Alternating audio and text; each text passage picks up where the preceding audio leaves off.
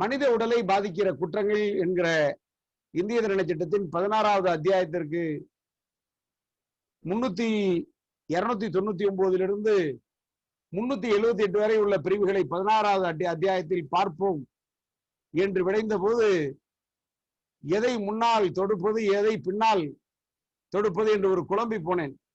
எப்படி என்று சொன்னால், காயத்திலிருந்து கொலைக்கு வருவதா, கொலையிலிருந்து காயத்திற்கு வருவதா? இந்திய தண்டனை சட்டத்தில் கொலையிலிருந்து காயத்திற்கு வந்திருக்கிறார்கள், பின்னால் ராங்ஃபுல் ரெஸ்ட்ரெயின்ட்க்கு வந்து நான் காயத்திலிருந்து கொலைக்கு வருவோம் என முடிவு செய்திருக்கிறேன். எனவே இன்று எடுக்க போகிற வகுப்பு இந்திய தண்டனை சட்டம் 319வது பிரிவிலிருந்து துவங்குகிறேன். ஆஃப் ஹர்ட்ல தொடங்கி பின்னாலே நம்ம முடிக்கும் போது கொலையில் முடித்து விடுவோம். கற்பழிப்பு, கொலையில், பஞ்சமா பாதகங்களில் அதிக குற்றமான கற்பழிப்பும் கொலையிலும் முடித்து விடுவோம். தற்போது நான் இந்த வகுப்பை இளம் வழக்கறிஞர்களுக்காக எடுக்கிறோம் நான் பலமுறை சொல்லியிருக்கிறேன். நான் ஆரம்பத்திலேயே சொல்லிக் கொள்கிறேன், உடலை பாதிக்கிற குற்றங்களை பற்றி தெரிந்து கொள்கிற போது இந்திய தண்டனை சட்டத்தில் இருக்கிற இதர பிரிவுகளை, இது தொடர்பான பிரிவுகளை அவசியம் அனைவரும் தெரிந்து கொள்ள வேண்டும். இப்ப இந்திய தண்டனை சட்டத்தில் பிரிவு 44 ஊறு இன்ஜுரி என்றால் என்ன என்று சொல்கிறது. இப்ப நான் 319ல ஹர்ட் ஆரம்பிக்கும் போது இந்திய தண்டனை சட்டத்தில் தொடர்புடைய பிரிவுகளை பார்க்க வேண்டும். டெஃபினேஷன் கிளாஸ் நான் ஏற்கனவே உங்களுக்கு விரிவாக நடத்தியிருக்கிறேன்.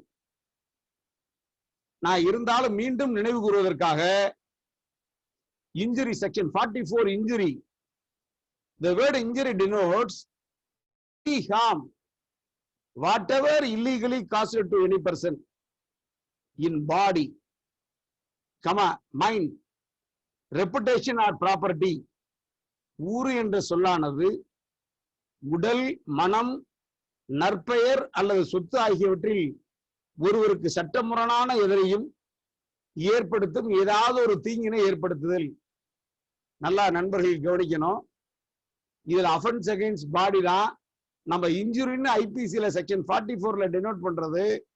Injury means illegally cause to any person in body அப்படின்னு முடிக்கல. அடுத்தது பாருங்க, இன் மைண்ட் எதுக்கான்னு போட்டிருக்கான். பிற்பாடு நம்ம அஃபென்ஸ் அகைன்ஸ்ட் ப்ராப்பர்ட்டி பார்க்கும்போது 420ல வரும், சீட்டிங்ல 417ல வரும், 417ல வரும். அஃபென்ஸ் அகைன்ஸ்ட் ப்ராப்பர்ட்டில பின்னாடி நம்ம பார்க்கும்போது இன்ஜுரிங்கிறதுக்கு எதுக்கான விளக்கம் இன் பாடி மைண்ட்னு போட்டிருக்கான்னா, சீட்டிங்ல 417 பார்க்கும்போது அதற்காக விளக்கமா இதுல மைண்ட். அடுத்தது பாருங்க, ரெப்புடேஷன். பிற்பாடு நம்ம ஐபிசில 499 பார்க்கும்போது ரெப்புடேஷன் ஆர் ப்ராப்பர்ட்டி, சரிங்களா? ரெப்புடேஷன். ஆக இன்ஜுரியை செக்ஷன் 44ல பாடின்னு மட்டும் முடிக்காம ஊறு என்ற சொல்லானது உடல், மனம், நற்பெயர் அல்லது சொத்து ஆகியவற்றில் ஒருவருக்கு சட்டமுரணாக எதனையும் ஏற்படுத்தும். ஆக அஃபென்ஸ் அகைன்ஸ்ட் பாடிக்கு மட்டும் இன்ஜுரி இல்லை, offence against mind, reputation, property எல்லாத்துக்கும் சேர்த்துதான் இன்ஜுரி.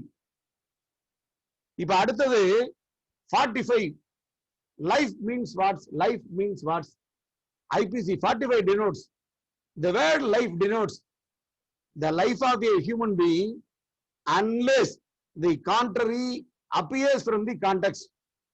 உயிர் என்ற சொல்லானது சூழ்நிலை பொருத்தத்திலிருந்து மாறாக தோன்றினால் அன்றி மனித உயிரை குறிக்கும். சரி, செக்ஷன் 46 மரணம் என்பது என்ன? What is called as death? The word death denotes the death of a human being. இறப்பு என்ற சொல்லானது சூழ்நிலை பொருத்தத்திலிருந்து மாறாக தோன்றினால் அன்றி மனித இறப்பை குறிக்கும். நான் நண்பர்களே, இப்ப ஸ்ட்ரைட்டா இறப்பு என்பதற்கு இந்திய தண்டனை சட்டத்தில் விளக்கம் சொல்லப்பட்டிருக்கிறதா? What is the definition of death? இவங்க என்ன சொல்றாங்க? இந்திய தண்டனை சட்டத்தில் நாடு மக்களே, மாறாக சொல்லப்பட்டால் சூழ்நிலை பொருத்தத்திலிருந்து மாறாக சொல்லப்பட்டால் அடி இறப்பு என்பது மனித இறப்பை குறிக்கும். Death denotes the human being, மனித இறப்பை குறிக்கும்.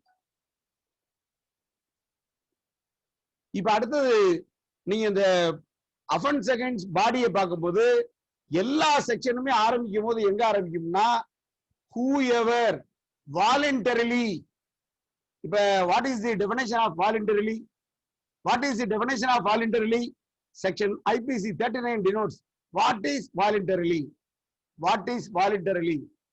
I read over what is voluntarily. தன்னிச்சையாக என்றால் என்ன? தன்னிச்சையாக என்ற சொல்லானது விளைவை ஒருவர் ஏற்படுத்துவது என கூறப்படுவதானது அதை ஏற்படுத்த எண்ணியதன் வாயிலாக ஏற்படுத்தும் போது அந்த வழிமுறைகளை பயன்படுத்தும் நேரத்தில் அதனை ஏற்படுத்த அறிந்திருந்து அல்லது அவ்வாறு நடக்கக்கூடும் என நம்புவதற்கு காரணம் இருக்கும் போது அதை செய்தலாகும். ஏதாவது உங்களுக்கு புரிஞ்சுச்சா? ஒன்னும் புரியாது. வாலண்டரிலின்னு நம்ம படிச்சோம்னா புரியுமானா புரியாது. நான் பலமுறை சொல்லி இருக்கிறேன். அதுக்கு கீழே ஒரு இல்லஸ்ட்ரேஷன் போயிருப்பான் பாருங்க. இப்ப யாராவது கையில் புத்தகம் வைத்திருந்தால் இந்திய தண்டனை சட்டம் 39ல இல்லஸ்ட்ரேஷன் ஒண்ணு போட்டிருப்பான், அதை எடுத்து பாருங்க. ரொம்ப ஈஸியா புரியும் பாருங்க. இப்ப என்ன எழுதியிருப்பான்னா, ஏ என்பவர் கொள்ளையடிப்பதற்காக ஒரு வீட்டிற்கு தீ வைக்கிறார். What is the purpose to design to commit the offense? Purpose to design the commit for dacoity. Purpose to design the committing the offense for committing dacoity. For the purpose of committing dacoity, he set the fire in the house. ஒருவருடைய வீட்டிற்கு ஏ தீ வைக்கிறார். இப்ப இந்த மாதிரி தீ வைக்கும் போது அந்த வீட்டில் இருக்கிற ஒரு மனிதர், வாழ்ந்து கொண்டிருக்கிற ஒரு மனிதர் இறந்து போகிறார். அந்த வீட்டில் வாழ்ந்து கொண்டிருக்கிற ஒரு மனிதர் இறந்து போகிறார். இப்ப நல்லா பாருங்க, அது மாதிரி மனிதர்கள் வாழ்ந்து கொண்டிருக்கிற வீட்டிற்கு தீ வைத்தால் அங்கு வசிக்கிற நபர் இறந்து போவார் என்கிற அறிவு. நான் அதை எதுக்கான உங்களுக்கு நல்லா அழுத்தி சொல்றேன்னா, மனித உடல்களை பாதிக்கக்கூடிய குற்றங்கள்ல there are two main ingredients is there. One is intention. One is intention. Another is knowledge. நீங்க 300 இருக்கட்டும், 299 இருக்கட்டும், 324 இருக்கட்டும், 326 இருக்கட்டும், any offense against human body, மந்திர சொற்கள் என்னன்னா intention, likely to cause death or likely to cause injury. இப்ப இந்த மாதிரி மனிதர் வசிக்கிற வீட்டுல தீ வைத்தால் அங்க உள்ள இருக்கிற நபர் இறந்து போயிடுவாருங்கிற அறிவு வைக்கிறவனுக்கு இருந்துதான் ஆகணும். சோ வாலண்டரிங்கிற வார்த்தை வளத்திற்குள் வைக்கிற வந்துருவான்.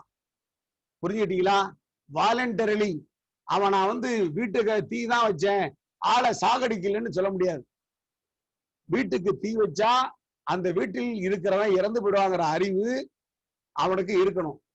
இப்ப நான் அதை எதுக்கான்னு சொல்றேன்னா, அஃபென்ஸ் அகைன்ஸ்ட் பாடியில intention, like knowledge, likely to cos death, இதெல்லாம் ரொம்ப ரொம்ப முக்கியமான மந்திர சொற்கள்.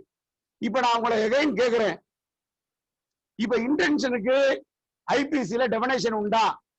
What is intention? What is intention? There is no word denoting for the definition of intention. ஐபிசில எந்த இடத்துலயுமே இன்டென்ஷனுக்கு டெஃபினேஷனை லார்ட் மெக்காலே சொல்லல. சரி, இன்டென்ஷனுக்கு நீங்க டெஃபினேஷன் எங்க எடுப்பீங்க? Please note, kindly note this ruling. 2006 criminal law journal, 2006 criminal law journal, page 3899, 2006 criminal law journal, page 3899, இந்திய உச்சநீதிமன்றம் கேஸ் லா பேரு புலிச்சர்லா Nagaraju versus State of Andhra Pradesh. புலிச்சர்லா Nagaraju versus State of Andhra Pradesh. This is a landmark judgment in our Indian judiciary. If my submission before you, there is no definition clause in IPC for intention.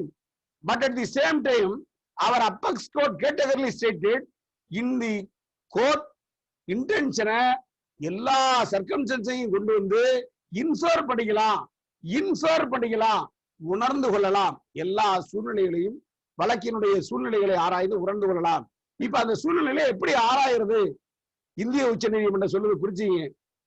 Generally, the intention to cause death can be gathered generally from a combination of few or several of the following among other circumstances. Number one, nature of the weapon used. Number one, nature of the weapon used. Number two, whether the weapon was carried by the accused or was picked by the spot. அவன் ஆயுதத்தை சண்டைக்கு வரும்போது எடுத்துட்டு வரானா, இல்லாட்டி சண்டை நடந்துற இடத்துல இருந்து அந்த ஆயுதத்தை எடுத்துக்கிறானா. பட் இன்னும் அண்டர்ஸ்டாண்டிங் வேர்ட்ஸ் வீட்டுல இருந்து எடுத்துட்டு வந்துட்டானாலே அவன் வரும்போதே இன்டென்ஷன் டு காஸ் இன்ஜுரியோட எடுத்துட்டு வரான். சரி, இங்க வந்து பிக் பண்றான், எங்க சண்டை நடக்கிற இடத்துல ஒரு ஆயுதத்தை எடுக்கிறான். அப்ப இன்டென்ஷன் கொஞ்சம் மாறுபடுறதுக்கு வழி உண்டு. அடுத்தது பாருங்களேன், whether the blow is aimed at a vital part of the body. அவன் அடிக்கிறடி உடம்பினுடைய விட்டல் பார்ட், முக்கியமான பகுதிகள். அதாவது விட்டல் பார்ட்னா தலை, கழுத்து, இதயம் இருக்கிற இடம், நெஞ்சு, இது மாதிரி வைட்டல் பார்ட் ஆஃப் தி பாடியில இருக்கா, எய்ம் பண்றானா, அடிக்கிற அடி. அடுத்தது பாருங்களேன், the amount of force employed in causing the injury. அதாவது அடிக்கிறதுலேயே ஃபோர்ஸ், அவன் பயன்படுத்துற தாக்குதலுடைய விதத்தை பொறுத்து, அவன் எப்படி ஃபோர்ஸ் பயன்படுத்துறாங்கிறத பொறுத்து. அடுத்தது 5, whether the act was in the course of sudden quarrel. அந்த அவனுடைய செயல் திடீரென ஏற்பட்ட சண்டையில் ஏற்பட்டதா, அல்லது சடன் ஃபைட், திடீர் குவாரலா. திடீர் குவாரல்னா வாய் வழியா தகராறு ஆரம்பிக்கும் அந்த சண்டை. சடன் ஃபைட்னா திடீர் சண்டை. Or free from all fight. Free ஃபைட்னா ஒருத்தர் 2 பேரும் அடிச்சுக்கிறது. அடுத்தது பாருங்களேன், whether the incident occurs by chance. அந்த சம்பவம் எதிர்பாராம நடந்ததா. whether there was any premeditation. திட்டம் போட்டு நடந்ததா. அடுத்தது பாருங்களேன், whether there was any prior enmity. whether the deceased was a stranger.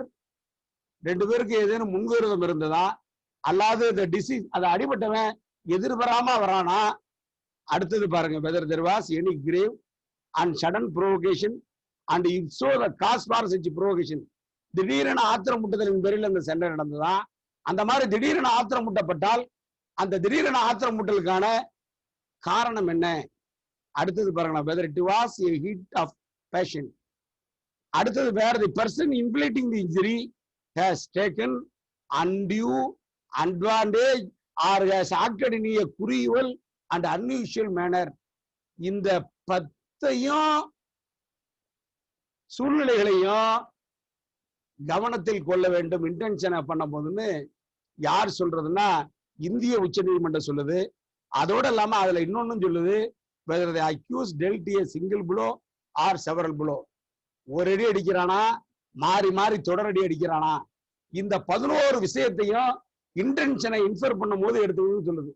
The above list of circumstances is not executive and there are maybe several other special circumstances with reference to the individual cases which may throw light on the question of the each and every case னு சொல்லுது.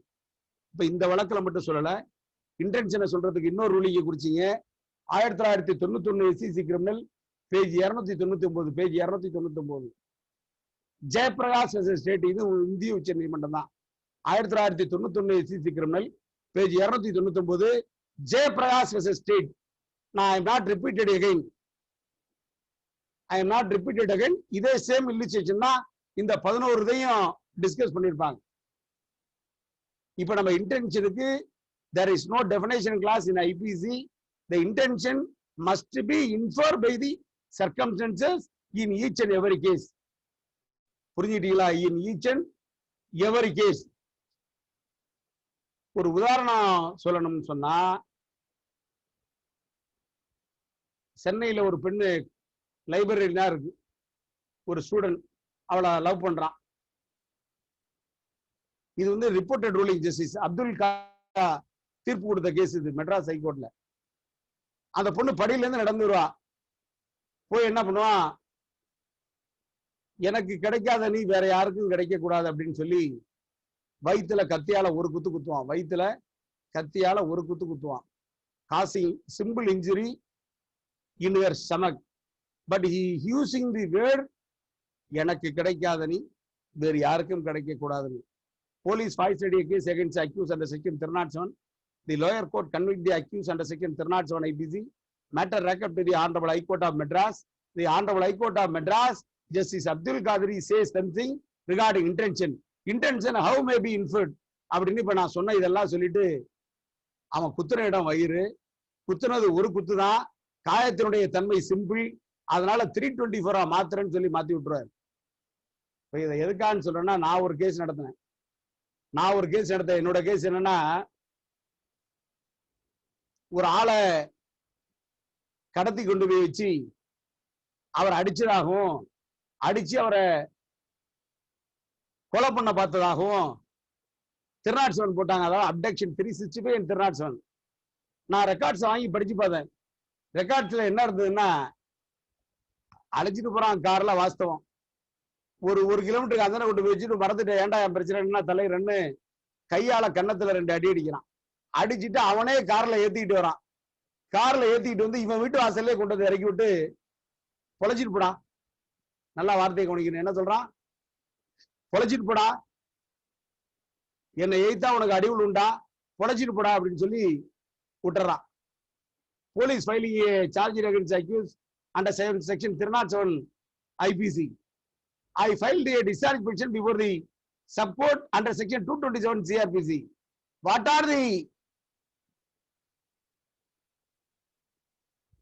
என்னோட கட்சி என்னன்னா, there is no intention to causing kill the disease, kill the injured. அவன் என்ன சொல்றான், நீ போடா, பொழைச்சு போடான்னு வீட்டுல கொண்டு போய் விட்டு போறான். பொழைச்சு போடான்னு வீட்டுல கொண்டு போய் விட்டு போனா, there is no intention to kill, intention to causing injury. 365 made out ஆகும், 307 மேட் அவுட் ஆகாதுன்னு மேட்ரை 307 டிஸ்சார்ஜ் பண்ணி போட்டு வந்துருச்சு. இப்ப எதுக்கான்னு சொல்றேன்னா, அதுக்கன்னா உதவுன தீர்ப்பு தான் இந்த நான் உங்கள்ட்ட படிச்சு காமிச்ச 2 தீர்ப்பும். இப்ப நம்ம வந்து அஃபென்ஸ் அகைன்ஸ்ட் பாடியை பார்க்கறதுக்கு முன்னாடி நான் முதல்ல சொன்னேன், கொஞ்சம் சயின்ஸ் தெரியணும். அதாவது வெறும் வக்கீலா, இப்ப நம்மனா பிஏ, நாங்கன்னா பிஏ ஹிஸ்டரி, இப்ப நானா எனக்குன்னா சயின்ஸ்னா என்னன்னே தெரியாது. நான் 35 வருஷத்துக்கு முன்னாடி லா படிச்சேன், டிகிரி 38 வருஷத்துக்கு முன்னாடி படிச்சேன். நான் வந்து படிச்சப்பே பிஏ ஹிஸ்டரி. அப்ப நாங்க படிக்கும்போது எலக்டிவ் ஆல்சோ ஹிஸ்டரி, ஏன்னா நாங்கன்னா லா காலேஜ் தான் போறதுன்னு முடிவு பண்ணிட்டோம். அதனால இது மாதிரியான குரூப் தான் எடுத்தோம். இப்ப நிறைய நண்பர்கள் நீங்க சயின்ஸ்ல நல்லா தரவா இருக்கிற தம்பிகள்லாம் வந்துட்டீங்க. பட் வக்கீலா இருக்கிறவங்களுக்கு வெறும் வக்கீலா மட்டும் இருந்தால் போதாது, சயின்ஸ்ல இருக்கணும், எல்லாத்துலயும், அதாவது மெடிக்கல் ஜூரிஸ்ப்ருடன்ஸ்ல ஆழ்ந்த அனுபவம் இருக்கணும் ட்ரையல் நடத்துறதுக்கு. அது அஃபென்ஸ் அகைன்ஸ்ட் பாடியை பத்தி பார்க்கும்போது மெடிக்கல் ஜூரிஸ்ப்ருடன்ஸ் ரொம்ப ரொம்ப முக்கியம், ரொம்ப ரொம்ப முக்கியம். நான் ஆரம்பத்திலே சொன்னேன், இந்திய தண்டனை சட்டம் 46ல டெத்துன்னா என்னன்னு சொல்லுதுன்னு சொன்னேன். ஆனா அந்த டெத்துக்கு விளக்கம் இருக்கான்னா விளக்கம் இல்லை. அதாவது மனித சூழ்நிலைகள் வேறு நிலையில் தோன்றினால் அன்றி இறப்பு என்பது மனித இறப்பை குறிக்கும்னு முடிச்சிடறான். இப்ப உங்களுக்கு ஓரளவு நான் இளம் வழக்கறிஞருக்கு தான் இந்த வகுப்பு நடத்துகிறோம். டெத் வந்து மெடிக்கல் ஜூரிஸ்ப்ருடன்ஸ்ல 2ஆ பிரிக்கிறான். என்ன 2ஆ பிரிக்கிறான்னா, சோமேட்டிக் டெத் அப்படிங்கிறான். SOMATIC somatic. அடுத்தது cellular death, somatic and cellular death. இப்ப சோமாட்டிக் டெத்னா என்னன்னா, it is the complete and irreversible stoppage of the circulation, respiration and brain function. முடிஞ்சு போச்சா? பிரெயின் ஃபங்க்ஷன், ஹார்ட் எல்லாம் முடிஞ்சு போய் கம்ப்ளீட் ஸ்டாப்பேஜ் ஆயிடுறது. அடுத்தது செல்லுலார் டெத். செல்லுலார் டெத்னா என்னன்னா, உடம்புல இருக்கிற செல்லெல்லாம் நாம இறந்த பிறகும் செல்லு கொஞ்ச நாள் இருக்கும். அந்த செல்லெல்லாம் இறக்க ஆரம்பிக்கிறது. That is called cellular death. இப்ப மெடிக்கல் ஜூரிஸ்ப்ருடன்ஸ் டெத்தை எப்படி பிரிக்குதுன்னா 3 டைப்ஸா பிரிக்குது. 3 டைப்ஸா. இப்ப நீங்க உங்க எல்லாருக்கும் தெரிஞ்சிருக்கும், சயின்ஸ் படிச்சிருப்பீங்க. இப்ப நாங்கன்னா சயின்ஸ் படிக்கல. கோமான்னா பிரெயின் ஃபங்க்ஷன் நின்று போறது. கோமான்னா பிரெயின் ஃபங்க்ஷன் நின்று போறது. பிரெயின் ஃபங்க்ஷன் நின்று போறதுன்னா என்ன? நர்வஸ் சிஸ்டம் ஸ்டாப் ஆகிறது. நர்வஸ் சிஸ்டம் ஸ்டாப் ஆகி பிரெயின் தன்னுடைய செயலை செய்ய நிறுத்துகிறது. That is called brain stem death. அடுத்தது சின்கோப். சின்கோப்னா என்ன? இதயம் தன்னுடைய வேலையை நிறுத்திடுறது. இதயம் தன்னுடைய வேலையை நிறுத்தினா என்ன ஆகும்? உடம்பு முழுக்க போற ரத்தம், சர்க்குலரேட்டரி சிஸ்டம் முடிஞ்சு போச்சு. இதயம் தன்னுடைய செயலை நிறுத்திவிட்டால் சர்க்குலரேட்டரி சிஸ்டம் போயிடுச்சு. இப்ப அடுத்தது அஸ்பீசியா. அஸ்பீசியானா என்ன? அதாவது நுரையீரல், ரெஸ்பிரேட்டரி சிஸ்டம், நுரையீரல் உள்ள தன்னுடைய வேலையை நிறுத்திவிட்டால் ரெஸ்பிரேட்டரி சிஸ்டம் அவுட். இப்ப நீங்க கொரோனா அப்படிங்கிறமே, கொரோனாவுக்கு ஏன் இவ்வளவு முக்கியத்துவம் கொடுத்தோம்? கொரோனா எங்க கை வைக்குது? கொரோனா கை வைக்கிற இடம் நுரையீரல். கொரோனா கை வைக்கிற இடம் நுரையீரல். உயிரிழப்பு அதிகமாக வர்றதுக்கு காரணம் நுரையீரல் ஃபங்க்ஷன் அது பாதிச்சிடுது. தொண்டைக்கு போய், தொண்டையிலிருந்து ஸ்ட்ரைட்டா நுரையீரலுக்கு போய் நுரையீரல்ல ஃபங்க்ஷனை பாதிச்சிருது. இப்ப பாத்தீங்களா, டெத்தை 3 வகையா இப்ப நிறைய பிரிக்கலாம் நம்ம. ஏன்னா காலத்தில் அருமைகிறது ஒரு இன்ட்ரடக்ஷன் மாதிரி உங்களுக்கு சொல்லிட்டு இருக்கேன். நான் இப்ப எதுக்கான்னு சொல்றேன்னா, சார் நம்ம டாக்டர் எழுதுறது நல்ல நாள்லயே புரிய மாட்டேங்குது.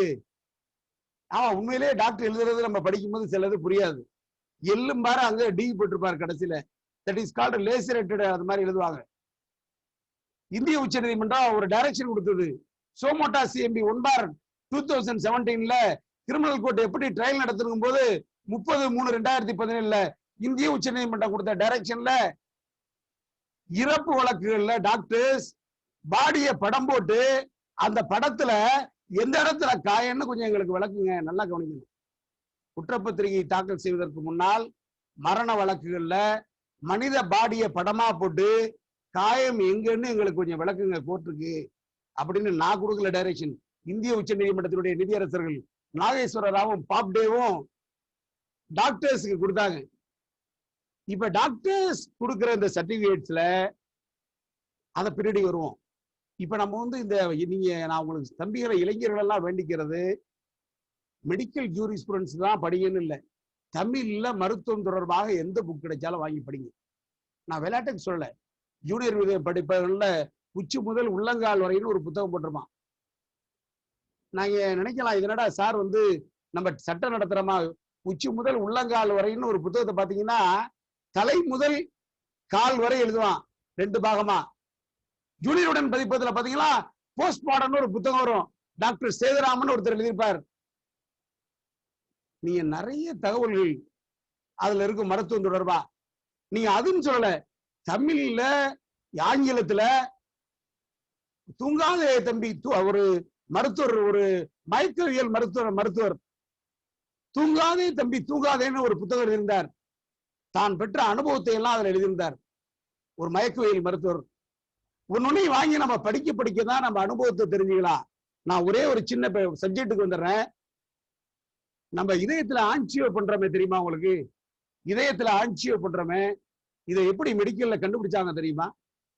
ஆஞ்சியோன்னு சொல்லி ஆஞ்சியோகிராம் பண்றோம் அப்படின்னு சொல்றோம். ஏன்னா இதயத்துல ரொம்ப நாளைக்கு அப்புறம் இதயத்தை பத்தி மருத்துவ அறிவு கம்மியா இருந்துச்சு. பாக்கி எல்லா உறுப்புக்கும் அட்வான்ஸ் ஆயிட்டாங்க, இதயத்துக்கு ரொம்ப கம்மியா இருந்துச்சு. 1929 வெர்னர் பிராஸ்மன் ஒரு டாக்டர், அந்த டாக்டர் என்ன பண்றான்? வெளிநாட்டு டாக்டர். அவன் இதயத்தை பத்தி கண்டுபிடிக்கணும், இதயத்துல ரத்த ஓட்டு, இந்த இதயத்தை நம்ம பத்தி தெளிவாக்கணும் அப்படின்னு முடிவு பண்றான். ஒரு டாக்டரை கூட அழைச்சிக்கிறான். கூட அழைச்சிக்கிட்டு தான் கையை தானே வெட்டிக்கிட்டு அந்த டாக்டரை கூட வச்சுக்கிட்டு அந்த மணிக்கட்டுக்கு கீழே இருக்கிற ஒரு நரம்பை கட் பண்ணி விட்டு அது வழியால 65 சென்டிமீட்டர் ஒரு குழாய அப்படியே உள்ள செலுத்துறான். கூட உட்கார்ந்துருந்தான் பாருங்க டாக்டர். ஒரு அடி செலுத்தணுன்னே அவன் விட்டுட்டு ஓடிவிட்டான். ஒரு அடி செலுத்தணுன்னே அவன் விட்டுட்டு ஓடிவிட்டான். இவன் உடனே முயற்சி இந்த டாக்டர் பெர்னாஸ் பெர்னாஸ் உடனே எடுத்துட்டு கொஞ்ச நாள் கழிச்சு ஒரு நர்ஸை துணைக்கி வச்சுக்கிட்டு திருப்பி ஆரம்பிக்கிறான். இந்த 65 சென்டிமீட்டர் குழாயும் இதயத்துக்கு போயிடுது. அப்படியே அவன் கை வழியா கொண்டு போய் அந்த குழாயை விட்டு இதயத்துல நிப்பாட்டுறான். பக்கத்துல ஒரு எக்ஸ்ரே எடுக்கிறவனை நிப்பாட்டிக்கிறான்.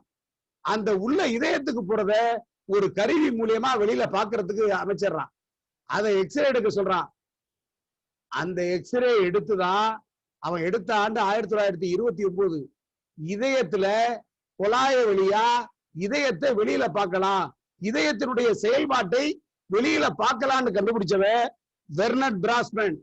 அவனுக்கு எப்ப 1929 கிடைச்சி தீசிஸ்னா கொடுத்துட்டான்.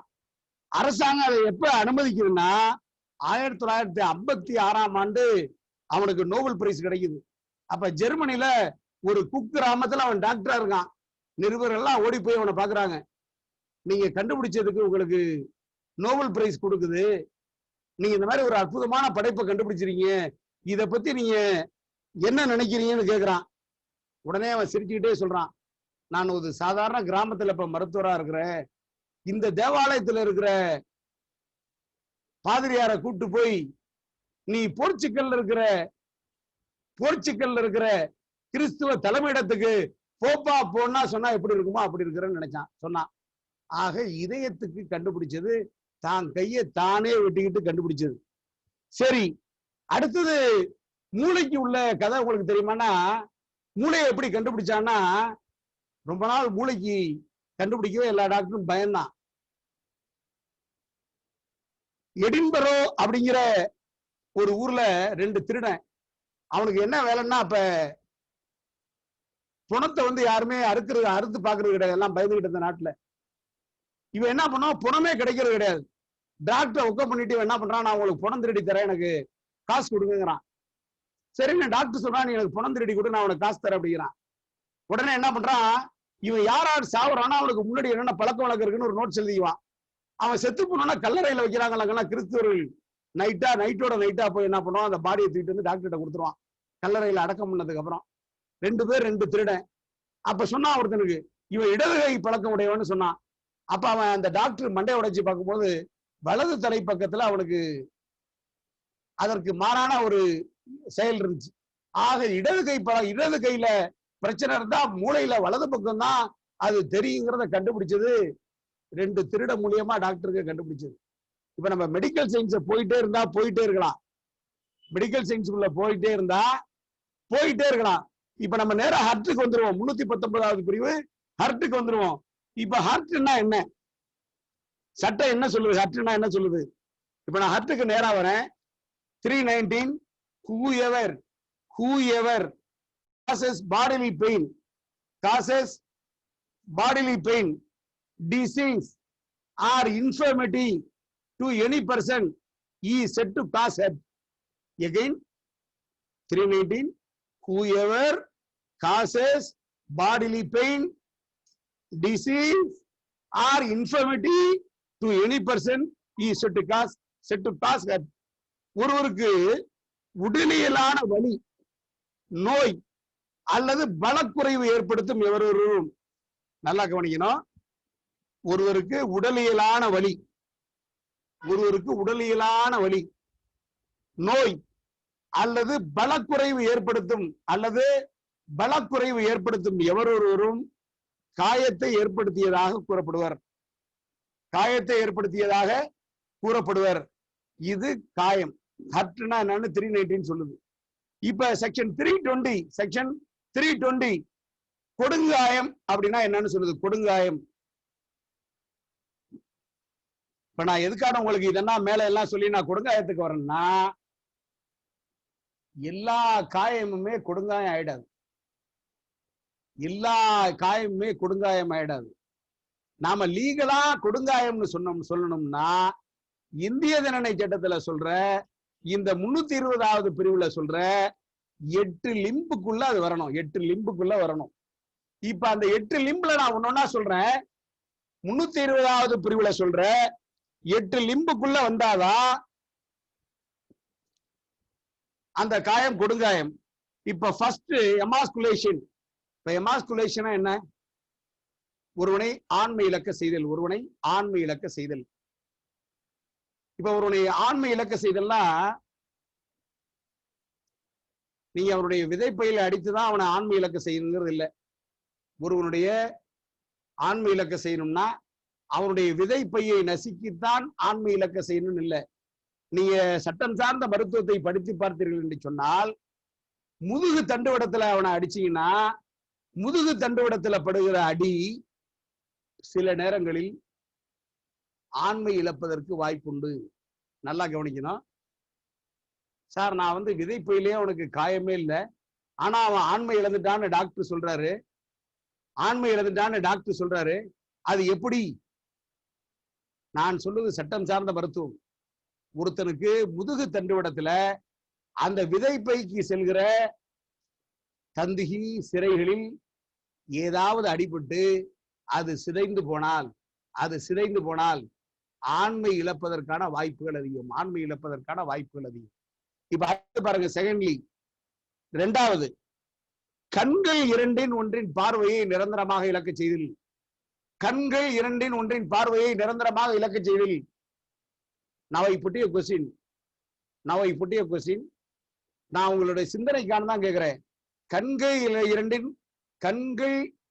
இரண்டின் ஒன்றின் பார்வையை நிரந்தரமாக இழக்க செய்தல். சார், இதை குத்திதான் அடிச்சுதான் நிரந்தரமாக எடுக்க செய்யணுமா? அடித்து குத்திதான் நிரந்தரமாக எடுக்க செய்யணுமா? நான் மிக்க வருத்தத்தோடு சொல்கிறேன், பல வழக்குகள் இருக்கிறது. விஷச்சாராய சாவுகளில் குடிப்போருடைய கண் பார்வை போய்விடும். விஷச்சாராய சாவுகளில் குடிப்போருடைய கண் பார்வை போய்விடும். இதற்கெல்லாம் பல வழக்குகள் இந்திய உச்ச நீதிமன்றங்களில் இருக்கிறது. Chandrasena versus state of Kerala. 1995 ஆண்டு கேரளா மாநிலத்தை ஒடுக்கிய வழக்கு. 22 பேருக்கு கண் பார்வை போய்விட்டது. சரி, இன்னமும் சொல்ற, கண் பார்வை விஷச்சாராயத்தால் மட்டும் போகுமா? கண்ணுக்கு ஆபரேஷன் பண்றான். எப்படி கண்ணுக்கு ஆபரேஷன் பண்ணுவான்? பெரிய கேம்ப் நடத்துவான். மாவட்ட மருத்துவ முகாம்ல ஒவ்வொரு டிஸ்ட்ரிக்ட்லயும் கண் பார்வைக்கு சிகிச்சை பண்ணா இவ்வளவு பணம்னு சொல்லி அரசாங்கம் கொடுக்குது. கேம்ப் நடத்துவான். சங்கரா வித்யாலயம் நடத்துவாங்க, அரவிந்த் மருத்துவமனை நடத்துவாங்க, லயன்ஸ் நடத்துவாங்க, திருச்சியில் இருக்கக்கூடிய ஒரு ஆஸ்பத்திரி, அந்த ஜோசப் ஆஸ்பத்திரி நடத்துவாங்க. இதுல பெரிய பியூட்டி என்னன்னா, திருச்சி ஜோசப் ஆஸ்பத்திரியில திருச்சிக்கு அருகில் இருக்கிற ஒரு கிராமத்துல நடத்தினப்ப அங்கு இருந்த கண்ணுக்கு போடக்கூடிய அந்த மருந்துல இருந்து, ஏதோ ஒரு தவறான மருந்துல இருந்து பல பேருக்கு பார்வை போய்விட்டது. இப்ப அடிச்சுதான் கண் பார்வை இழக்கணும்னு இல்லை, பல வழிகளில் கண் பார்வை இழப்பதற்கு மருத்துவ ரீதியாக வாய்ப்பு உண்டு. அடுத்தது பாருங்களேன், தேர்லி. மூன்றாவதாக, காதுகள் இரண்டில் ஒன்றின் செவித்திறனை நிரந்தரமாக இழக்க செய்தல். காதுகள் இரண்டில் ஒன்றின் செவித்திறனை நிரந்தரமாக இழக்க செய்தல். காதுகள் இரண்டில் ஒன்றில் செவித்திறனை நிரந்தரமாக இழக்க செய்தல். இப்ப இது அடிச்சுதான் காதுல செவித்திறனை இழக்க செய்யணுமா? இப்ப இந்த சவுண்ட டெசிபிளை கூட்டி வச்சுட்டாலே காது கேட்காம போறதுக்கான மெத்தட்ஸ் வந்துருச்சு, தெரியுங்களா? இப்ப அடுத்தது பாருங்களேன், நான்காவதாக, உடல் உறுப்பு அல்லது மூட்டினை இழக்க செய்தல். நான்காவது, உடல் உறுப்பு, privation of any member or joint. உடல் உறுப்பு அல்லது எலும்பு மூட்டினை இழக்க செய்தல்.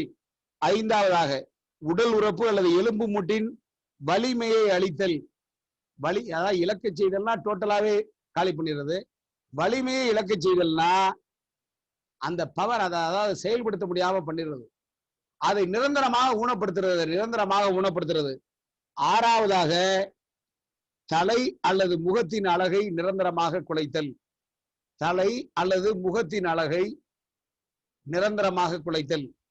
இதுல ஏங்க டிஸ்பிகர்மெண்ட்ல எதுக்குங்க தலையையும் முகத்தையும் வச்சான்? அதை நம்ம பின்னாடி வருவோம். தலையும் முகத்தினையும் டிஸ்பிகர்மெண்ட், அதாவது என்ன போடுறான் பாருங்க வார்த்தை, permanent disfiguration of the head or face, தலை அல்லது முகத்தின் அழகை நிரந்தரமாக குலைத்தல். 7வதாக எலும்பு அல்லது பல்லை முறித்தல், எலும்பு அல்லது பல்லை முறித்தல் அல்லது நிலைபெயரை செய்தல். நல்ல வார்த்தையை கவனிக்கணும். எலும்பு அல்லது பல்லை முறித்தல் அல்லது நிலைபெயரை செய்தல். டிஸ்லோகேஷன் வார்த்தை என்ன போட்டிருக்கான் பாருங்க, fracture or dislocation of a bone or tooth, அதாவது முறிச்சிடுறது. டிஸ்லோகேஷன் அதாவது வேற இடத்துக்கு நிரந்தரமாக நிலைபெயரை செய்தல், அதாவது வேற இடத்துல அதாவது அந்த இடத்தை விட்டு வேற இடத்துக்கு பெயரை செய்தல். இப்ப ஒண்ணு கேக்குறேன், இப்ப fracture means what? Fracture means what?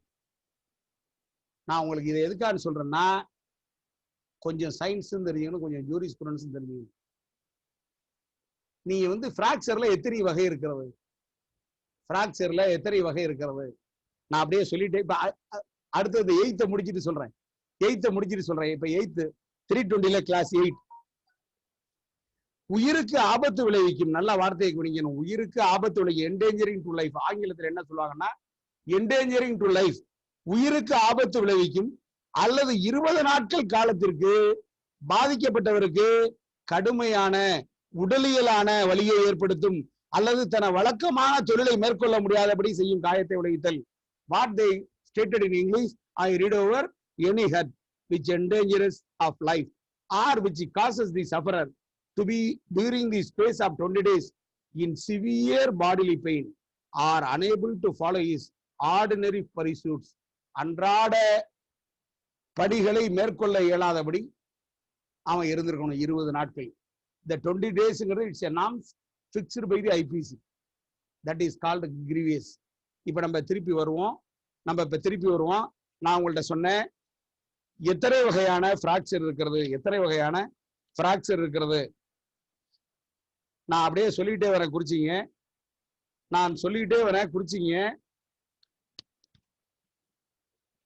1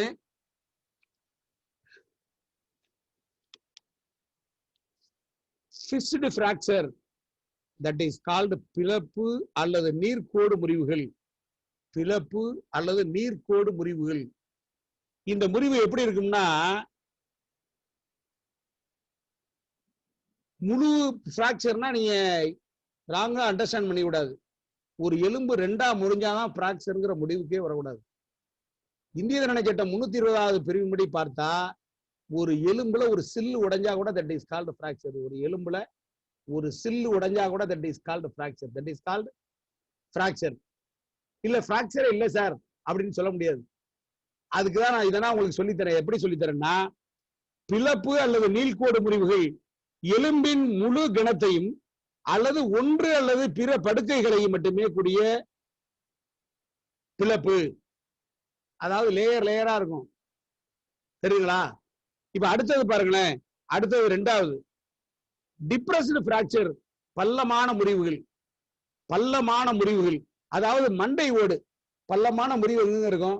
மண்டை ஓட்டுல இருக்கும். மண்டை ஓடு எலும்பு முறிந்து உட்புறம் குழியில. தெரியுங்களா? இது டிப்ரஸ்டு பிராக்சர்.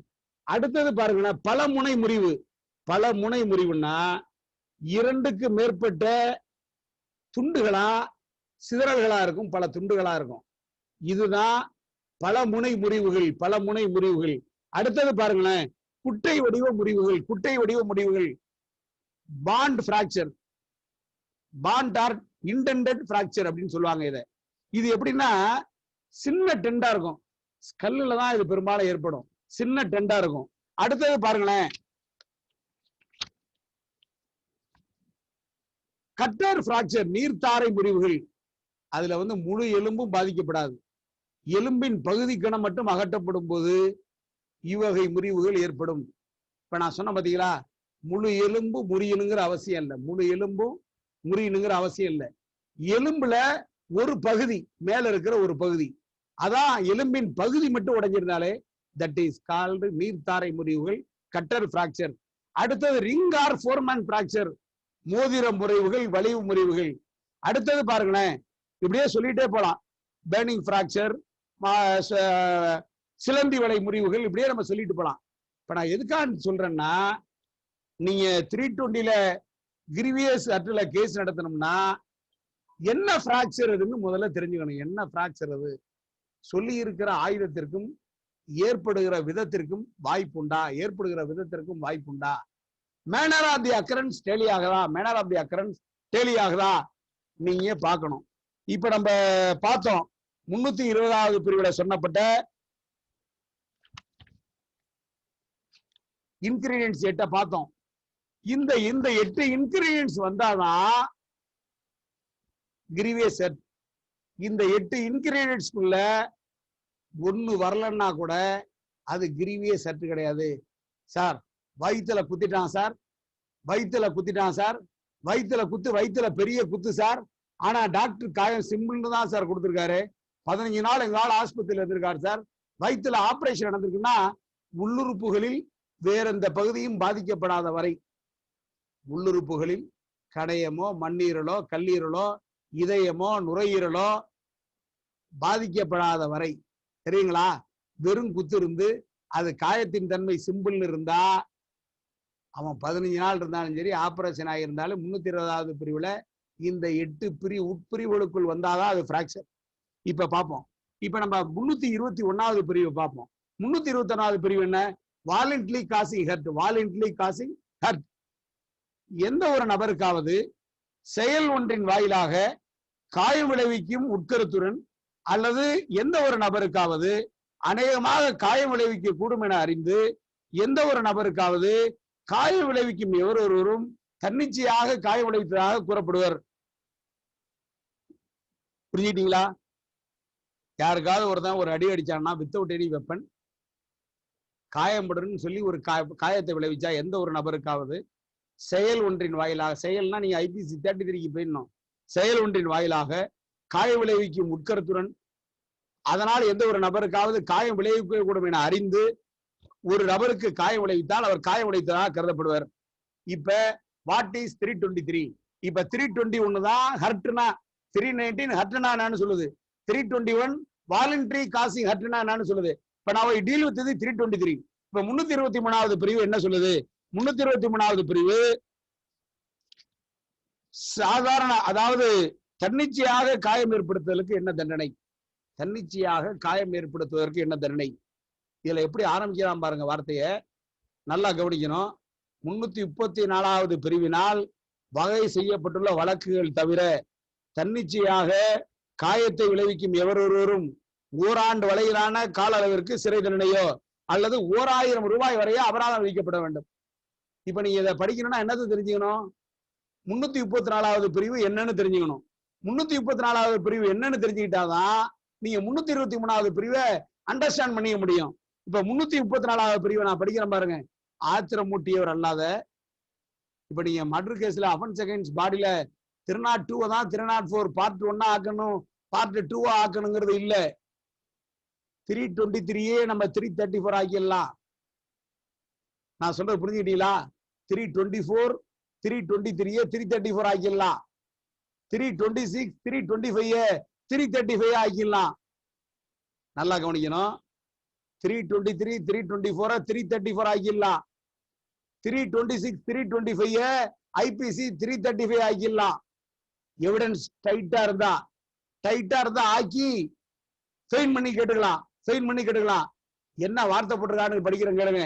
ஆத்திரமூட்டியவர் அல்லாத வேறு எவருக்காவது காயம் விளைவிக்க வேண்டும் என்ற உட்கருத்துக் கொள்ளாமலோ அல்லது அவருக்கு காயம் விளைவிக்க கூடும் என்று அறியாமலோ கடுமையான மற்றும் திடீர் ஆத்திரமூட்டுதலின் பேரில் தன்னிச்சையாக காயம் விளைவிக்கும் எவரொருவரும் என்ன பனிஷ்மெண்ட்? 1 மாதம் வரையில் ஏதாவது ஒரு சிறை தண்டனை. 1 மாதம் வரையில் ஏதாவது ஒரு சிறை தண்டனை. இப்ப அதுக்கு என்ன பனிஷ்மெண்ட்? 323க்கு ஓராண்டு. 323 என்ன பனிஷ்மெண்ட்? ஓராண்டு. இதுக்கு என்ன பனிஷ்மெண்ட்? 1 மாசம். நல்லா கேக்குறேன், சண்டை என்ன திடீர்னு ஏற்படுதா? நின்றுட்டு இருக்கணும் வந்து பளிச்சுனா வந்து அடிக்கிறான். நான் கேட்கிறேன், சண்டை என்ன திடீர்னு ஏற்படுதா? அவன் இவனை பேசுவான். he using abusing words, he using obscene words. அவனை ஏதாவது ஆத்திரம் மூட்டுவான், ஆத்திரம் மூட்டோன்னே அவன் அடிச்சுப்பான். புரியுதுங்களா? இதை போலீஸ்காரன் மறைச்சு என்ன பண்ணுவான், நின்றுட்டு என்ன அடிச்சாலும் எழுதிடுவான். அவன் 323க்கு 324க்கு எழுதுவான். நீங்க நடத்தி விடுதலை வாங்க பார்க்கணும். விடுதலை வாங்க முடியலையா? டைட்டா எவிடன்ஸ் இருக்கா? 1 மாசம் அல்லது அபராதம், தெரியுதுங்களா? அல்லது 500 வரை அபராதம். 324 323 சடன் புரோகேஷனுக்கு நம்ம கொஸ்டின் போட்டு இழுத்துட்டோம்னா வெறும் ஃபைனா மாத்திடலாம். இப்ப 335 பாக்குறேன். நீங்க 335 தெரிஞ்சுக்கிறதுக்கான சொல்றேன். ஆத்திரமூட்டுவதன் பேரில் தன்னிச்சையாக கொடுங்காய விளைவித்தல். முதல்ல நம்ம பார்த்தது 334 ஆத்திரமூட்டுதலின் பேரில் சிறுகாயம். 335 என்ன?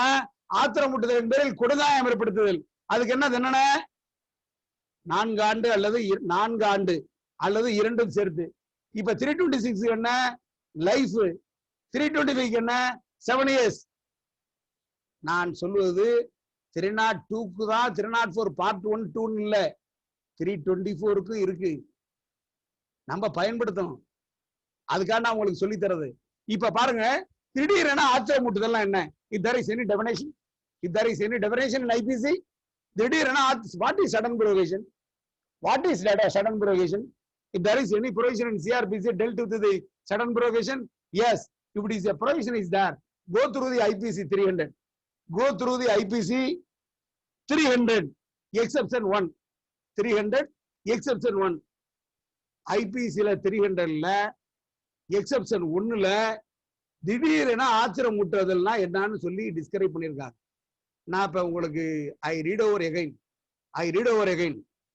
கடுமையான மற்றும் திடீர் ஆத்திரம் ஊட்டதால் நான் படிக்கிறது 300 எக்ஸெப்ஷன் 1. திடீரென ஆத்திரம் ஊட்டுதலால் வாயிலாக சுய கட்டுப்பாடு ஆற்றலை இழந்திருக்கும் நிலையில் ஆத்திரமூட்டியவரின் மரணத்தை ஏற்படுத்தி, நல்லா கவனிக்கணும், ஆத்திரமூட்டியவரின் மரணத்தை ஏற்படுத்தி இருப்பின் அல்லது தவறு அல்லது தற்செயலாக வேறு ஒருவரின் மனத்தை குற்றம் புரிந்தவர் ஏற்படுத்தி இருப்பின் மனித கொலையாகாது. நல்ல வார்த்தையை கவனிக்கணும். கடுமையான மற்றும் திடீர் ஆத்திரமூட்டலால் கிரேவன் சடன் புரோகேஷன் வாயிலாக சுய கட்டுப்பாடு ஆற்றலை இழந்திருக்கும் நிலையில் ஆத்திரமூட்டியவரின் மரணத்தை ஏற்படுத்தி இருப்பின் அல்லது தவறு அல்லது தற்செயலாக மிஸ்டேக் ஆர் ஆக்சிடென்ட் வேறு ஒருவரின் மரணத்தை குற்றம் புரிந்தவர் ஏற்படுத்தியிருப்பின் மனித கொலையாகாது. மேலே உள்ள விளக்கானது பின்வரும் விளக்குகளுக்கு உட்பட்டதாகும். விளக்குகள் 1, கொல்வதற்கு ஒருவருக்கு தீங்கு செய்வதற்கு ஒரு காரணமாக குற்றம் புரிந்தவரால் ஆத்திரமுற்றனானது நாடப்பட்டதாக, தன்னிச்சையாக தூண்டப்பட்டதாக இருக்கக்கூடாது. அதாவது அவனை புரோகேட் பண்ண விட்டுட்டு புரோகேட் பண்ணா அடிச்சாங்கிற மாதிரி இருக்கக்கூடாது. அடுத்தது பாருங்களேன், ஆத்திரமுற்றனானது சட்டத்துக்கு கீழ்ப்படுத்தி செய்யும் அரசு அதிகாரிகள் தங்களுடைய செயலை செய்யும் போது சட்டப்பூர்வ அதிகாரத்தை பயன்படுத்தும் போது அதிகாரி சடன் புரோகேட் பண்ணா போட்டுவிட்ட அதிகாரின்னு சொல்லக்கூடாது. சட்டப்பூர்வமான படியை அதிகாரி செய்யும் போது புரோகேட் பண்ணா எடுபடாது. அடுத்தது பாருங்க, ஆத்திரமுற்றனானது தற்காப்புரிமையை சட்டப்பூர்வமாக செலுத்த செய்யப்பட்ட எதனாலும் ஏற்பட்டிருக்க கூடாது. ஒருத்தர் செல்ஃப் டிஃபென்ஸை பயன்படுத்துறான், அப்ப சடன் புரோகேட் பண்ணா போட்டேன்னு சொல்ல முடியாது. இதெல்லாம் பாருங்க, இது சடன் புரோகேஷனா என்னன்னு சொல்லுது. இப்ப நம்ம ஐபிசியை பிரிக்கும் போது நம்ம ஸ்ட்ரைட்டா கோ த்ரூ தி 324. இப்ப நான் 324 படிக்கிறேன். இப்ப நான் கோ டு தி 324. இப்ப நான் 324 படிக்கும்போது உங்களுக்கு ஒண்ணே சொல்றேன். What is dangerous weapon? If there is any definition in law for what is dangerous weapon, but now I read over the 324. Kindly note it. Violently causing hurt by dangerous weapon or means. Whoever, except in the case provided for section 334, voluntarily causes hurt by means of, நல்லா கவனிக்கணும், hurt by means of any instrument for shooting,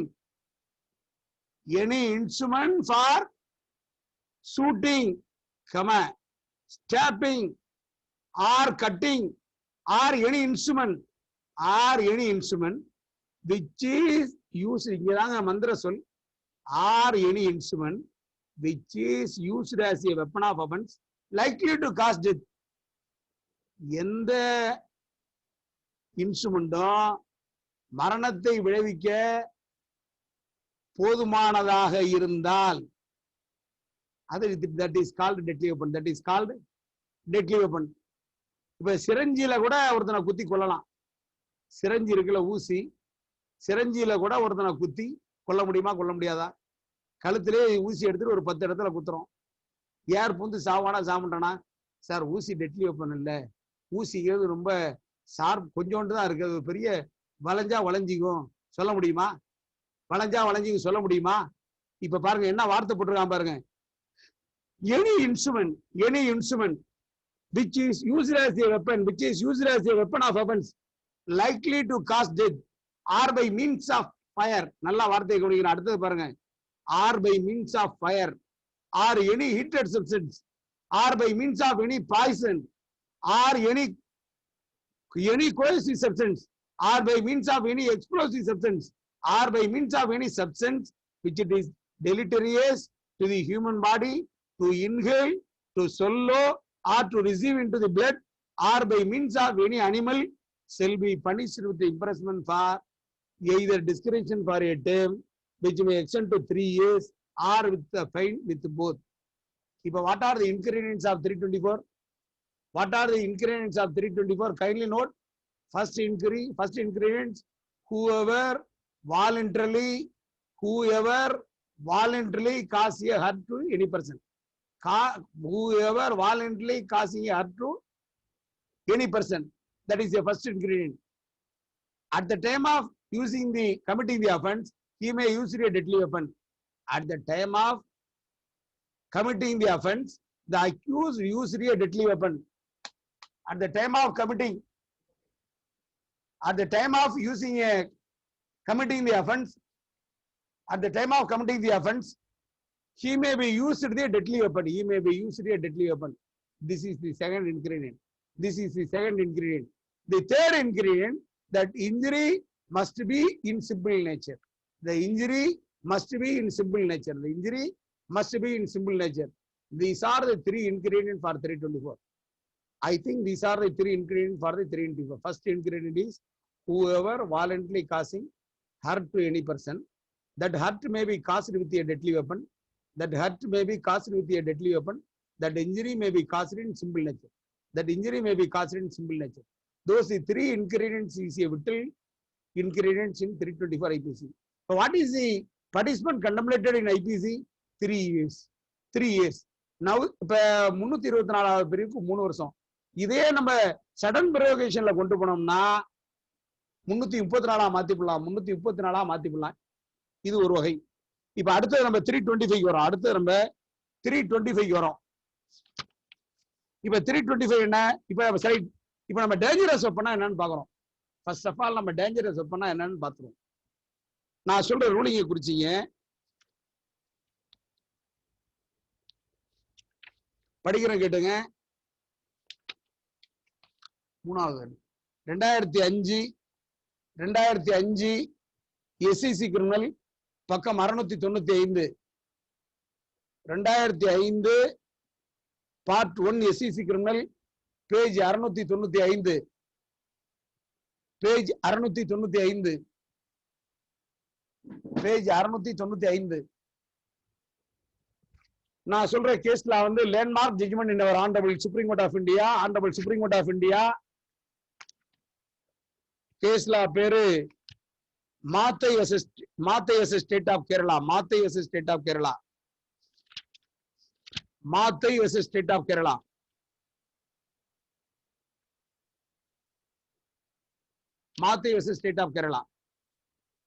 இப்ப வந்து grievous hurt by dangerous weapon.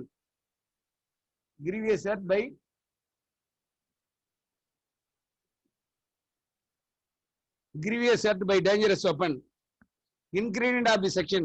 What is dangerous weapon would depend upon facts of each case. Having regard to the weapon size, நல்லா குறிச்சுக்கணும். Have regard to the weapon size, sharpness, stone used for hitting the victim on his head and face, causing lacerated wound over left posterior parietal region of head and fracture of the left upper second incisor tooth involving bulb and root. Medical evidence established that the injury suffered by the victim covered by expression grievous. இப்போ வந்து 320வது பிரிவில் சொல்ற 8க்குள்ள பல்லு போனாலும் grievous set தான். அப்ப மருத்துவ medical ரீதியா சட்டம் சார்ந்த 320வது பிரிவின்படி இது கிரீவியஸ் செட். பட் பயன்படுத்திய ஆயுதம் டேஞ்சரஸ் வெப்பனா? இதான் இப்ப கொஸ்டின் ஆஃப் லா. பயன்படுத்திய ஆயுதம் டேஞ்சரஸ் வெப்பனா? But having regard to the size of the stone used, it was not covered by the expression dangerous weapon. அதாவது சின்ன ஸ்டோனா இருக்கு, அது சின்ன ஸ்டோனா இருக்கு, அந்த சின்ன ஸ்டோனால முகத்தில் அடிச்சு பல் போயிட்டதா case.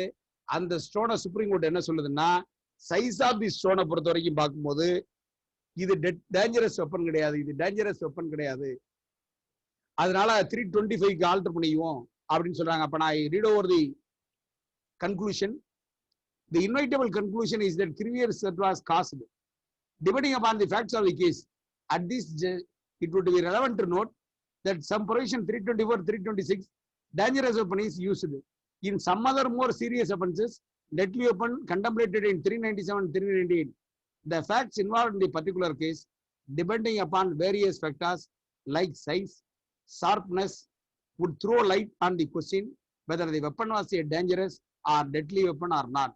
That would determine whether in the section 325 or section 326 would be applicable. Regarding in this case, considering the size of the stone which was used as revealed by the material on record, it cannot be said that a dangerous weapon was used. Therefore, the conviction is altered into 325 IPC. 325 IPC. இப்ப உங்களுக்கு நான் சொல்றது என்னன்னா, இது மாதிரியான வழக்குகள்ல ப்ராசிக்யூஷன்ல என்ன பண்ணுவாங்க, deadly வெப்பனை recovery பண்ணி கோர்ட்டுக்கு வைப்பாங்க 326ல. ஒரு காலத்துல 1984ல சென்னை உயர் நீதிமன்றத்தில் ஒரு அற்புதமான நீதியரசர் இருந்தார், டேவிட் அன்னிச்சாமி. அவர் என்ன பண்ணுவார், 326ல வெப்பன் நாட் ரெக்கவர்னாலே 326 பட் அவுட் ஆகலன்னு தீர்ப்பு இருந்தார். இப்ப அந்த ரூலிங் ஓவர் ஆயிடுச்சு. வெப்பன் ரெக்கவரி ஆகலனாலே சைஸ் நாங்க பார்க்க முடியாது, அதனால வெப்பன் ரெக்கவரி இல்லாதனால நான் கிரீவியஸா முடிவு வர முடியாதுன்னு சிம்பிளா ஆல்டர் பண்ணி விட்டுறாரு. இப்ப அந்த ரூலிங் வந்து தற்போது நிலைப்பாட்டில் இல்லை. நான் சொல்றது 1984ல டேவிட் அன்னிச்சாமி அந்த ஒரு பாயிண்ட் பிடிச்சாரு. அது பிற்பாடு வந்து காயத்தின் தன்மை, பயன்படுத்துகிற காகிதம் அவங்க சொல்றதை பொறுத்து கிரீவியஸா கொடுக்கலான்னு மாறி போச்சு. இப்ப பாருங்க, அடுத்த ரூலிங் சொல்றேன் கேளுங்க. இப்ப நான் உங்கள்ட்ட ஒரு அற்புதமான விஷயத்த சொல்றேன். ஒருத்தனை பல்லால கடிச்சு கொடிய காயப்படுத்துறோம், ஒருத்தனை பல்லால கடிச்சு கொடிய காயப்படுத்துறோம். இப்ப பல்லு வந்து டேஞ்சரஸ் வெப்பனா? பல்லு வந்து மரணத்தை ஏற்படுத்தக்கூடிய ஆயுதமா? மரணத்தை ஏற்படுத்தக்கூடிய ஆயுதமா? பல்லு வந்து மரணத்தை ஏற்படுத்தக்கூடிய ஆயுதமா? கொஞ்சம் சிந்திச்சு பாருங்க. சில நீதிமன்றங்கள்ல இன்னும் என்ன பண்றாங்க, பல்லால கடிச்சு கொடுங்காயோட வச்சுட்டா அவங்க வந்து பல்ல ஆயுதமா தான் எடுத்துக்கிறாங்க. நான் சொல்லுங்க, இந்திய உச்ச நீதிமன்றம் சொல்லுது, தீர்ப்பை குறிச்சிங்க. 2004 SEC கிரிமினல், 2004 SEC கிரிமினல் பக்கம் 1759, 2004 SEC கிரிமினல் பக்கம் 1759, 2004 SEC கிரிமினல் பக்கம் 1759. நெஞ்சு மகிழ்விக்கக்கூடிய நீதியரசர் KT தாமஸ் அவரும் RP சேத்தியும் இணைந்து கொடுத்த தீர்ப்பு இந்த தீர்ப்பு. இந்த தீர்ப்பு வந்து பேர் வந்து 2004 SEC கிரிமினல் பக்கம் 1759 Sahil Ahmed versus Sahil Ahmed versus state of NCT Delhi, state of Delhi, wounds and weapons, deadly weapon, scope. Human teeth are not deadly weapons. Human teeth are not deadly weapons. Even though injuries caused were grievous. Even though injury caused were grievous. Conviction altered into 325, 326 into 325. அதாவது மனித பற்கள் அது dangerous வெப்பனா சட்டத்தின் பார்வையில, இந்திய உச்ச நீதிமன்றத்தினுடைய பார்வையில, நீதியரசர் KT தாமஸ் RP சேத்தியினுடைய பார்வையில இல்லை. இப்ப இதை வச்சு நிறைய கேஸ் நம்ம 326 வராதுன்னு வாதிட்டு கொண்டிருக்கிறோம். டெட்லி வெப்பனுக்குள்ள வராது. ஏன்னா it is not an instrument. It is a part of the human body. It is a part of the human body. தெரிஞ்சிட்டீங்களா? It is a part of the. நீங்க 324 326 என்ன சொல்லுது? Any instrument 324 326 என்னங்க சொல்லுது? Any instruments. இப்ப பல்லுங்கிறது என்ன? It is not an instrument. It's a part and part of the human body. இப்ப அடுத்தது பாருங்களேன். 2005 SEC கிரிமினல் 2005 SEC கிரிமினல் பக்கம் 1629 பக்கம் 1629 பக்கம் 1629 Anwarul Haq versus state of UP. நான் சொல்றது உச்ச நீதிமன்றம். Anwarul Haq versus state of UP 205 SEC criminal பக்கம் 1629 Anwarul Haq versus state of UP. Any weapon which is used as an offense is likely to cause death. Any weapon which is used as the offense which is likely to cause a death is called as dangerous weapon. Is called as dangerous weapon. நான் சொல்லல, இந்திய உச்சநீதிமன்றம் சொல்லுது. இது எதுல சொல்லுதுன்னா 324ல இருக்கிற 326ல இருக்கிற டேஞ்சரஸ் வெப்பனா என்னன்னு சொல்றதை எடுத்து போட்டு எழுதுது. இது வந்து கிரீவியஸ் கட்டுக்கு உள்ள டெட்லி வெப்பனுக்கு உள்ளது. இப்ப இதுல நான் சொன்ன கண் பார்வை போய்விட்டால் கிரீவியஸ் சொன்னேன். 1995 SEC கிரிமினல் 1995 SEC கிரிமினல் பக்கம் 329 1995 SEC கிரிமினல் பக்கம் 329 KK Chandrasenan versus state of Kerala. KK Chandrasenan versus state of Kerala. KK Chandrasenan versus state of Kerala. இப்ப நான் இன்னொன்னு உங்களுக்கு சொல்றேன், அவசியம் நீங்க குறிச்சீங்க. Trial lawyers must be noted the judgment. அவசியம் இந்த நான் சொல்ற ஜட்ஜ்மெண்ட்டை குறிச்சிட்டா நீங்க நிறைய கேஸ்ல ஜெயிக்கலாம். இப்ப எல்லா கேஸ்லயும் கிரீவியஸ் கேஸ்ல போலீஸ் எக்ஸ்ரே போட மாட்டாங்க. ஏன் போட மாட்டாங்க? மறந்துடுவாங்க. இப்ப கிரீவியஸ் ப்ரூவ் பண்றது யாரோட duty? It is the duty vested upon the prosecution to prove their case. The injured at the time of causing injury have caused grievous injury. இதை யார் ப்ரூவ் பண்ணணும்? burden on the side of the prosecution under section 102 evidence act. Under section 102 evidence act. இப்ப என்ன பண்றாங்க? ப்ராசிக்யூஷன்ல எக்ஸ்ரேயே போட மாட்டேங்கிறாங்க. X ray போடாம என்ன பண்ணுவாங்க? ஒப்பீனியன் கொடுத்த டாக்டர் எக்ஸாமின் பண்ணுவாங்க. ஒப்பீனியன் கொடுத்த டாக்டர் விசாரிச்சு எக்ஸாமின் பண்ணா அது கிரீவியஸ் ஆயிடுமா? அது கிரீவியஸ் ஆயிடுமா? No. It's a must. Prosecution must examine the radiologist, and also the prosecution must exhibit the X-ray as MOS. சொல்ற ரூலிங்க குறிச்சிங்க. 2002 law weekly criminal 2002 law weekly criminal 2002 law weekly criminal page 861 page 861 page 861 justice R Balasubramaniam Madras high court case Sampath Kotteeswaran Shanmugam 2002 law weekly criminal page 861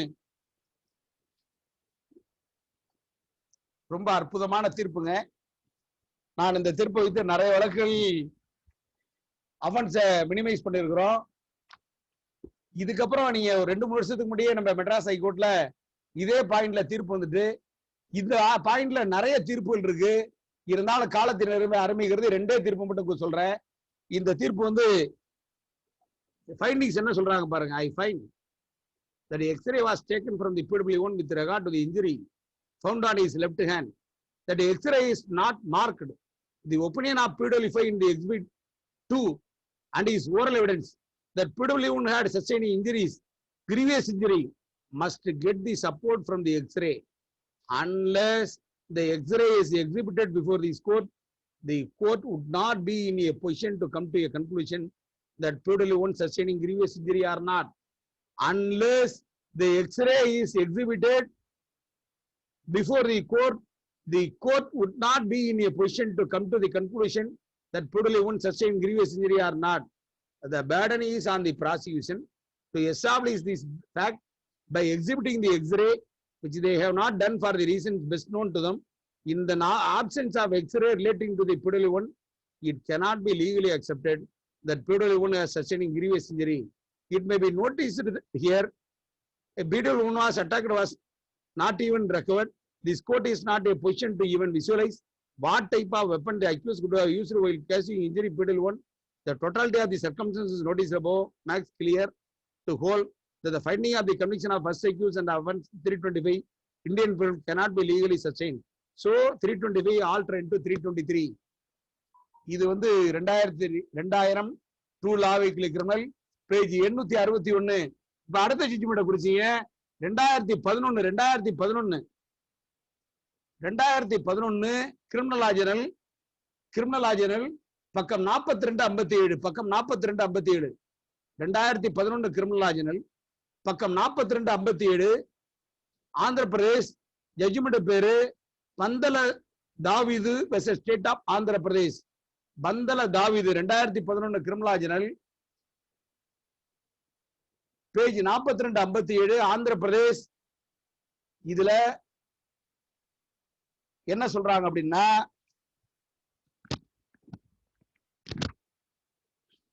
grievous modification of sentence.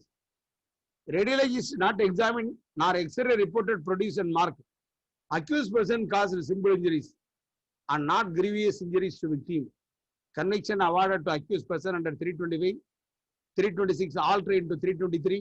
Consequently, இப்ப x ray mark பண்றதுன்னா யார் மூலியமா mark பண்ணணும்னா யாரு radiologist படம் எடுத்தாரோ அவர் மூலியமா படம் மார்க் பண்ணி யாரு எக்ஸ்ரேல ஒப்பீனியன் கொடுப்பாருன்னா யார் ரேடியாலஜிஸ்ட் படம் எடுக்கிறாரோ அவர் தான் ஒப்பீனியன் கொடுப்பாரு. ஆக this formalities was not observe by the lower கோர்ட்னா நம்ம கிரீவியஸ் மாத்திக்கலாம். இப்ப நம்ம அடுத்தது இன்னொரு ரூலிங் சொல்ற பாருங்க. நான் உங்கள்ட்ட ஆரம்பத்திலே சொன்னேன், என்ன சொன்னேன்னா பிராக்சர்ல பல வகை உண்டுன்னு சொன்னேன். சொல்லிட்டு சொன்னேன் சில்லு தெரித்தால் கூட நம்ம பிராக்சர் தான் டீல் பண்ண முடியும் அக்கார்டிங் டு 320 அப்படின்னு சொல்லி சொன்னேன். Kindly note this ruling. 1970 criminal ஆஜனல்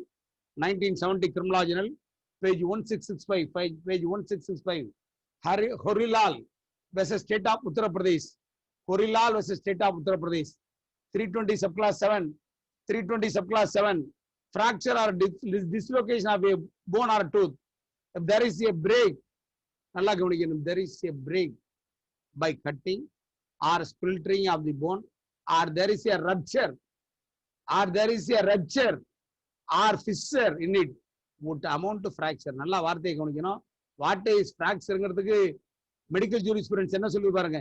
If there is a break by cutting or splintering of the bone, or there is a rupture or fissure in it would amount to fracture within the meaning of subclass 7 of 320. Subclass 7 of 320. It